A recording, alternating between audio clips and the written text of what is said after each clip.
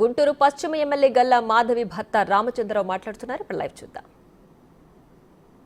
కట్టకపోతే నేను దగ్గరుండి నా డబ్బులు ఇచ్చి కట్టించాను. ఇదే పొలం తీసిపోయి నేను ఇచ్చిన పొలాన్ని తీసిపోయి అమరావతి బ్యాంకులో పెట్టుకొని కట్టకుండా కంపెనీ వాళ్ళని చాలా ఇబ్బంది. అప్పుడు ఇప్పుడు ఇది 2021 నుంచి అతను పెట్టే ఇబ్బందుల్ని ప్రతిదీ సాక్ష్య రూపంలో ఉందన్నమాట. పిడుగురాళ్ళలో వైస్ చైర్మన్ అద్దంకి బాబు గారి దగ్గర అతను తీసుకెళ్లి పంచాయతీ పెట్టాడు. ఆయన కూడా రుజువు పిలిచి కనుక్కోవచ్చు.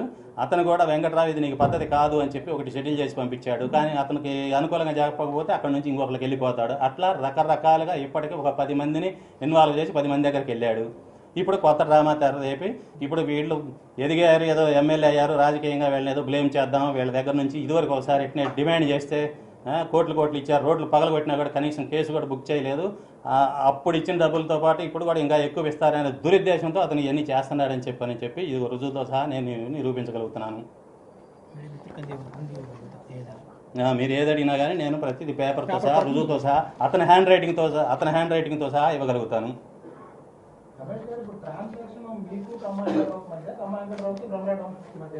నేను బ్రహ్మరా టౌన్షిప్ వాళ్ళకి పొలం ఇచ్చారండి.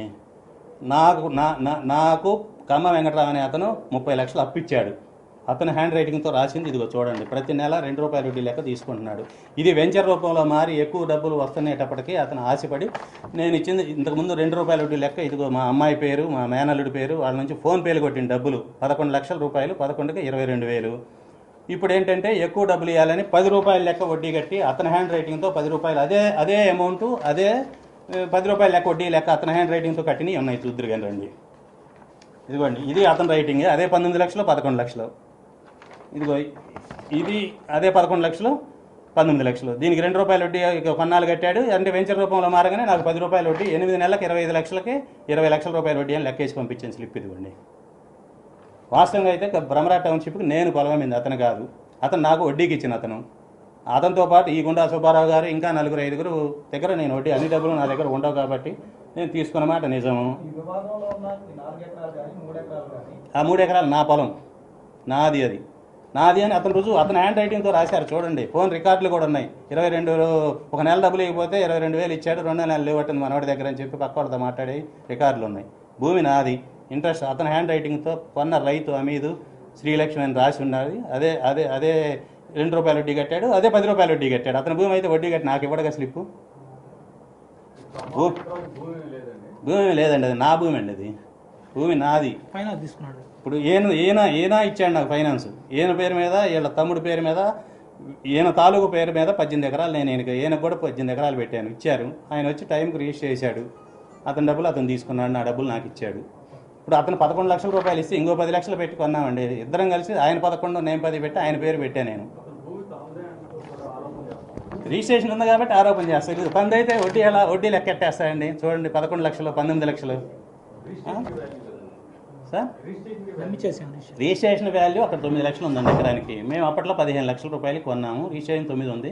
నాకు ఇచ్చింది 11 లక్షలు. అతను ఎకరం 7 సెంట్లకు 11 ఇచ్చాడు. 2 ఎకరాల పొలానికి 19 లక్షలు ఇచ్చాడు. అది అందరికీ తెలుసు. ఈ పార్ట్నర్లో నాతో పాటు అక్కడ భూమి కొన్న వాళ్ళకి తెలుసు, అతనికి తెలుసు. అతని గురువు గారు ఒక ఆయన ఉన్నారు, retired bank manager Rajakonda Lingamurthy గారు, శ్యామల్ నగర్లో ఉంటారు. ఆయనగా కూడా నాకు 15 లక్షల రూపాయలు డబ్బులు ఇచ్చాడు. అతనికే తెలుసు. అతన్ని తీసుకెళ్ళి అతను ఎంక్వైరీ చేసినా కూడా ఆయన ఉన్నదంటే చెప్తాడు. ఎందుకయ్యా నీకు వివాదాల భూమి రమేష్ గారి దగ్గర ఇచ్చామని అతను చాలా సందర్భాల్లో చెప్పాడు. ఇస్తానంటాడు, నాకు ఎక్కువ డబ్బులు కావాలని ఆశిస్తాడు. ఇదివరకు వీళ్ళ దగ్గర నుంచి లబ్ధి పొందారు వైసీపీ వాళ్ళతో కలిపి. ఉద్దేశపూర్వకంగా చేసిందేనండి ఇది. అతనికి అసలు ఎంతో మంది శత్రువులు ఉన్నారండి. ఎవరు పెడతారు, ఎవరు కొట్టారంటాడు, కేసు పెట్టారంటారు. ఆ కేసు ఏందో తెలియదు, కొట్టింది ఏందో తెలియదు. నిన్నేదో పేపర్లో వచ్చింది, ఇంత స్లిప్ ఒకటి ఎవరో చెప్పారు, మీ వెంకట్రావు మీద ఎవరో కేసు పెట్టారంటే దాంట్లో చదివితే 8 తప్పులే ఉన్నాయి. 2018లో భూమి కొన్నాడు అన్నాడు. అది నిరూపించమనండి. 19లో కొంటే 18 అంటాడు. ఎవరు 6-7 వచ్చి ఏదో దౌర్జన్యం చేశారు. పేపర్లో చదివింది నేను, నాకు అసలు తెలియదండి. దౌర్జన్యం చేశారన్నాడు. 6-7 పేర్లు చెప్పడు.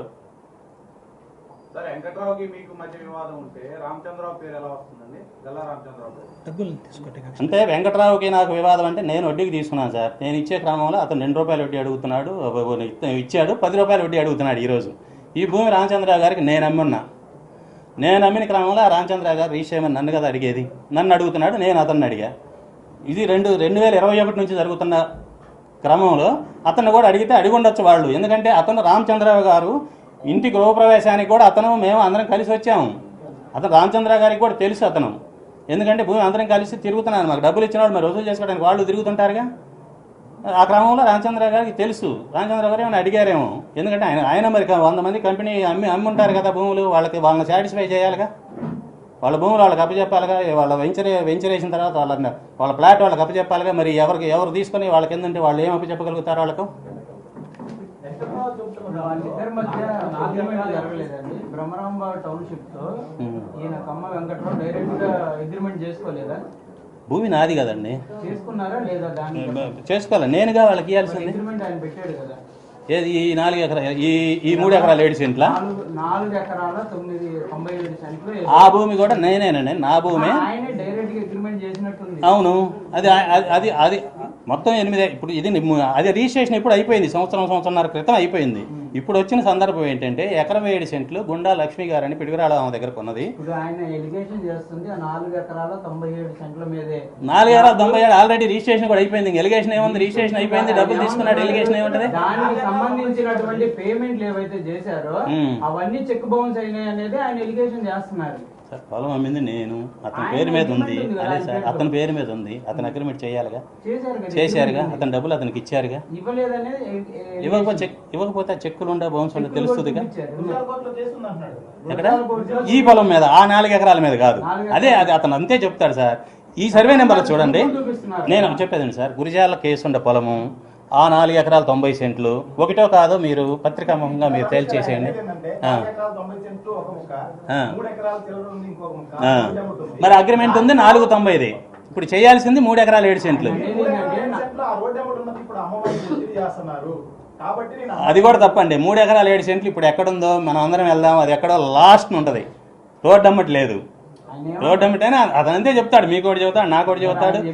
7 ఎకరాలు కలిపి ₹1 కూడా ఇవ్వలేదండి. ఇచ్చిన చెక్కులు బౌన్స్ అయినాయి. మొత్తం 30 లక్షల రూపాయలకు అమ్మమని నన్ను ఒత్తిడి చేస్తున్నారు. అంటే ఈ 4 ఎకరాలు అంటే డబ్బులు ఇవ్వకుండా రిజిస్ట్రేషన్ చేసేసారా? ఇంతకుముందు 4 ఎకరాల 90 సెంట్లు అగ్రిమెంట్ మాత్రమే రాసుకున్నారు. లేదు సార్, 4 ఎకరాల 90 సెంట్లు ఆల్రెడీ అతను 2 ఇయర్స్ క్రితమే రిజిస్ట్రేషన్ కూడా చేయడం జరిగింది. రిజిస్టర్ డాక్యుమెంట్లు ఉంటాయిగా, మురళి గారు రిజిస్టర్ డాక్యుమెంట్లు ఉన్నాయా? 4 ఎకరాల 90 సెంట్లు ఇంతకుముందు అగ్రిమెంట్ చేశాడు, అది రిజిస్ట్రేషన్ కూడా చేసేసాడు. ఈ 3 ఎకరాల 7 సెంట్లదే ఇప్పుడు వీళ్ళు చేయమని అడుగుతున్నారు.